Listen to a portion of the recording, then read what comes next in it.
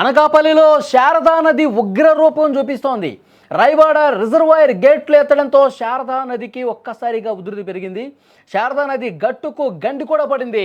పలు గ్రామాలు నీట మునుగుతున్నటువంటి పరిస్థితి ఉంది. వేలాది ఎకరాల పంట పొలాలు కూడా మునిగిపోతూ ఉన్నాయి. ఒక్కసారిగా గ్రామాల్లోకి నీరు చొచ్చుకొని రావడంతో గ్రామస్తులందరూ కూడా ఇబ్బంది పడ్డారు. తమ గ్రామాన్ని, తమ ఇళ్లని వదిలిపోతున్నటువంటి దృశ్యాలు చూస్తూ ఉన్నాం. అనకాపల్లి జిల్లాను మోంతా తుపాను అతలాకుతలం చేసేసింది. రాయవాడ రిజర్వాయర్ గేట్లు ఎత్తడంతో శారదా నది ఉధృతంగా ప్రవహిస్తోంది. ఆ గ్రామంలో ఉన్నటువంటి ప్రజలు అందరూ కూడా చాలా అంటే చాలా ఇబ్బంది పడ్డ పరిస్థితుంది. అనకాపల్లి జిల్లా నారాయణపురం వద్ద మైనర్ శారదా నది వంతెనపైకి వరద నీరు పోటెత్తడం, యలమంచిలి గాజువాక బైపాస్ రోడ్డు రాకపోకలు పూర్తిగా ఆపేశారు. వరద పెరగడంతో పంట పొలాలన్నీ కూడా పూర్తిగా నీట మునిగాయి. వేల ఎకరాల పంట మునిగిపోయింది. రాత్రికి రాత్రే వరద ఉధృతి పెరిగి ఊళ్ళు పొలాల్లోకి నీరు ప్రవేశించింది. కొత్తూరు, మామిడివాడ, సోమలింగపాలెం, దిమిలి ఈ గ్రామాలన్నీ కూడా నీట మునిగిపోయినటువంటి పరిస్థితి.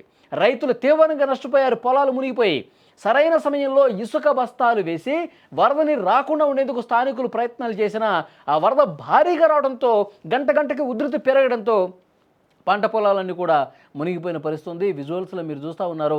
శారదా నదికి పూర్తిగా ఈ తుఫాను ప్రభావంతో కురిసినటువంటి భారీ వర్షాలకి ఆ నది ఉప్పొంగి ప్రవహించి పూర్తిగా దానికి గండిపడి లోపల ఊళ్ళల్లోకి ఏ విధంగా వాటర్ వస్తుందో, పంట పొలాల్లోకి ఏ విధంగా చొచ్చుకుని వచ్చిందో మొత్తం కూడా పొలాలు మునిగిపోయినటువంటి పరిస్థితి ఉంది. అక్కడ రైతులు తీవ్ర వేదనలో ఉన్నారు. ఇక ఇళ్లలో కూడా వాటర్ వచ్చేసింది. పూర్తిగా పొలాల్ని ముంచేసుకుంటూ ఇళ్లలోకి వాటర్ వచ్చేసి వాళ్ళందరూ కూడా కొంతమంది కట్టుబట్టలతో తమ ఇళ్లన్నీ వదిలేసుకుని వెళ్ళిపోతున్నటువంటి దృశ్యాలు అక్కడ కనిపిస్తున్నాయి. మోంతా తుఫాను ప్రభావంతో గోదావరి జిల్లాలన్నీ కూడా పూర్తిగా ఎఫెక్ట్ అయినటువంటి పరిస్థితి ఉంది. ఆ విజువల్స్లో మీరు చూస్తున్నారు. ఆ కాలనీలు కూడా పూర్తిగా ఆ ఇళ్ళన్నీ కూడా మునిగిపోతున్నాయి. ఇళ్లలోకి వాటర్ వచ్చేసింది.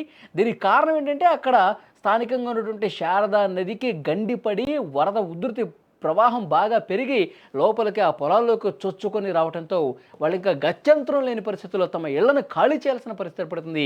వేరే ప్రాంతాలకు తరలి వెళ్ళిపోతున్నటువంటి పరిస్థితి అయితే కనిపిస్తుంది. అక్కడ మీరు చూస్తున్నారు గండిపడి ఏ విధంగా వాటరు లోపలికి ఊళ్ళోకి ఏ విధంగా వస్తుంది, పొలాల్ని దాటుకుంటూ పూర్తిగా గ్రామంలోకి ఇళ్లలో కూడా ఏ స్థాయిలో వస్తుందో మనం చూస్తున్నాం. ఆ గండి పడినప్పుడు ఆ వరద ఒక్కసారిగా ఇటువైపు తోసుకుంటూ చొచ్చుకుంటూ వస్తున్నటువంటి దృశ్యాలు మీరు చూస్తున్నారు. అది గంట గంటకు బాగా పెరిగి పూర్తిగా రాత్రి అయ్యేసరికి ఇళ్లను కూడా ముంచేసే పరిస్థితి వచ్చింది.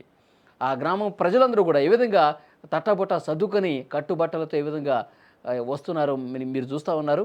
ఆ వాటర్ గంటకి ఎంత స్థాయిలో ఎంత ప్రవాహంగా పెరిగిందో చూడండి. మొత్తం నడుములో నీళ్ళు వచ్చేసినాయి. ఎప్పటి వరకు ఏమీ లేనటువంటి వాటర్ ఒక్కసారిగా ఉప్పొంగి ప్రవహించడంతో గండి పట్టడంతో అటు ఉన్నట్టు లోపల ఉన్నటువంటి వాటర్ మొత్తం కూడా ఇట్లా ఊళ్ళోకి చొచ్చుకుని రావడంతో అందరూ కూడా తమ ఇళ్లను వదిలిపెట్టుకుపోతున్నటువంటి పరిస్థితి ఉంది.